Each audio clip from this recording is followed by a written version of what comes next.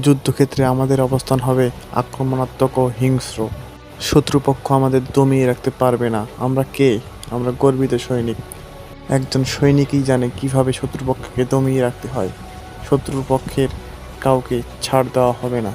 একজন সৈনিক তার সমস্ত শক্তি দিয়ে হলেও দেশকে রক্ষা করবে, দেশের স্বার্থে নিজের জীবন বিলিয়ে দিবে।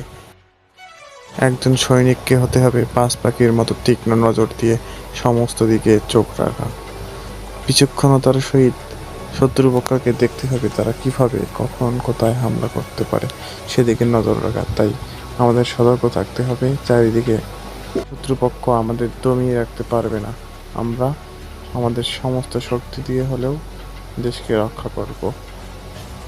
একজন সৈনিকের সবচেয়ে বড় অস্ত্র হচ্ছে নিজের মনোবল। মনোবল থাকলে শত্রুপক্ষকে খুব তাড়াতাড়ি ঘায়েল করা যায়।